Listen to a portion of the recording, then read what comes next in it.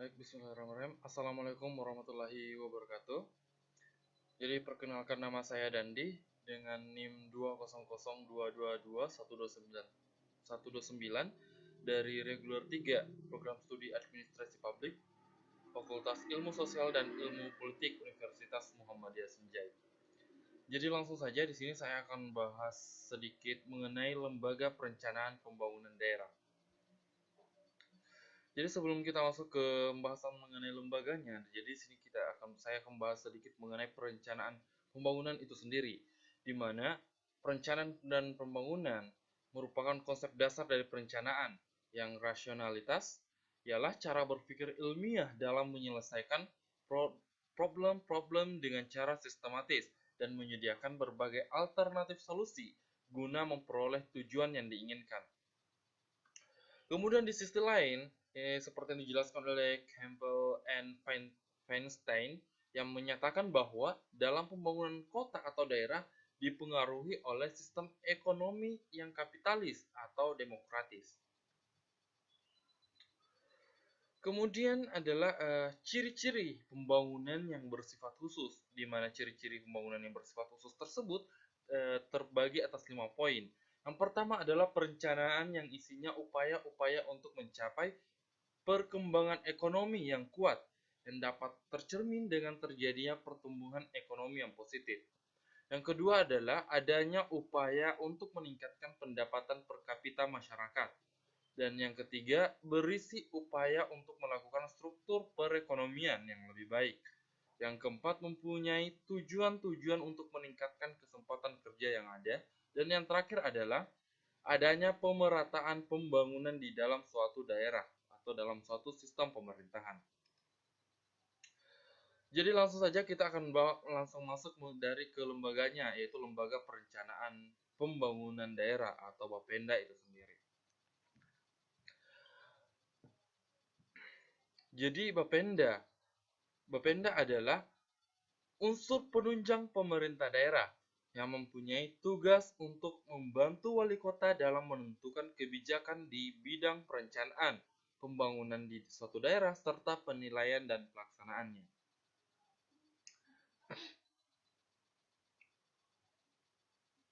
Di mana pada Badan Perencanaan Pembangunan Daerah atau Bapenda itu dibentuk berdasarkan kebutuhan, perkembangan dan kemajuan di bidang pemerintahan serta kemajuan teknologi saat ini, serta dalam rangka membantu pemerintah daerah dalam melaksanakan suatu pembangunan.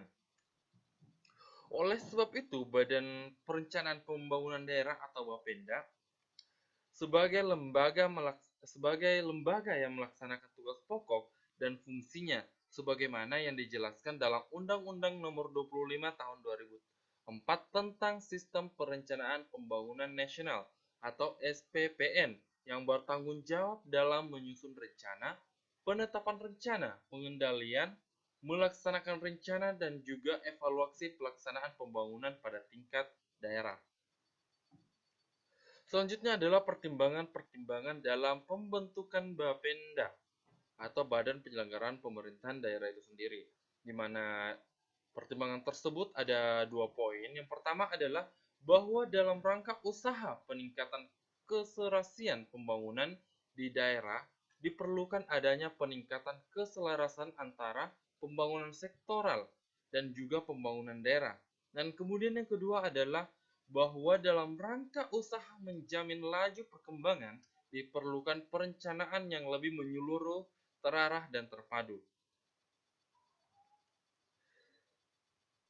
Bapenda atau Bapenda Pendekatan Perencanaan Pembangunan Daerah, yaitu ada pendekatan perencanaan pembangunan yang digunakan yang menggunakan pendekatan teknokratif partisipatif, politis, atas bawah dan bawah atas, holistik tematik, integratif dan spasial.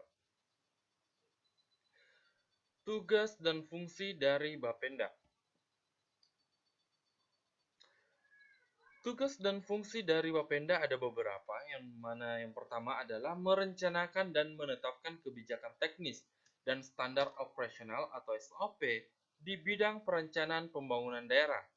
Yang kedua, menyelenggarakan urusan pemerintahan dan pelayanan umum di bidang perencanaan pembangunan daerah. Ketiga, menyelenggarakan pengadaan prasarana dan sarana penunjang terkait bidang-bidang dari tugas-tugas tersebut. Yang keempat adalah mengkoordinasikan dan mengevaluasi kinerja program atau kegiatan pengelolaan kesekretariatan. Dan yang kelima adalah mengkoordinasikan dan mengevaluasi kinerja di bidang perencanaan, pengendalian, dan pembangunan. Dan yang terakhir adalah mengkoordinasikan dan mengevaluasi kinerja di bidang perencanaan sosial, budaya, dan pemerintahan. Selanjutnya adalah kedudukan Badan Perencanaan Pembangunan Daerah, di mana kedudukan dari Bapenda itu sendiri ada 2 poin.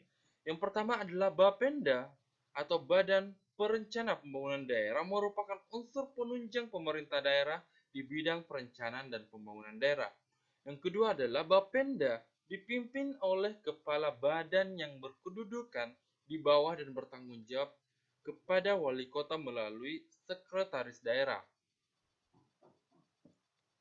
Selanjutnya adalah unsur-unsur organisasi Badan Perencanaan Pembangunan Daerah, di mana unsur tersebut ada 3. Yang pertama adalah sekretariat.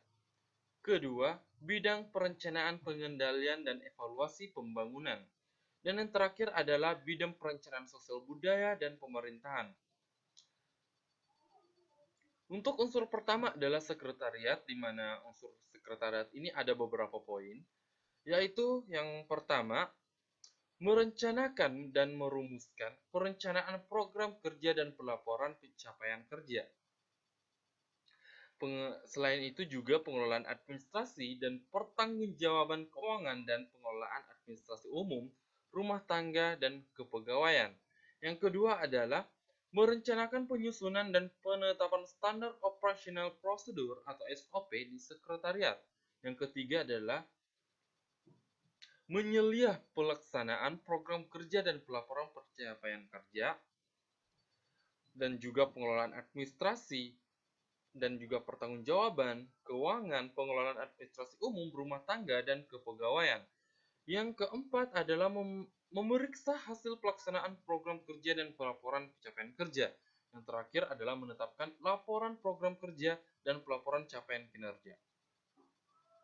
Unsur kedua yaitu bidang perencanaan, pengendalian, dan evaluasi pembangunan, di mana unsur ini terdapat 6 poin. Yang pertama adalah merencanakan, merumuskan kebijakan dan program kerja di bidang perencanaan.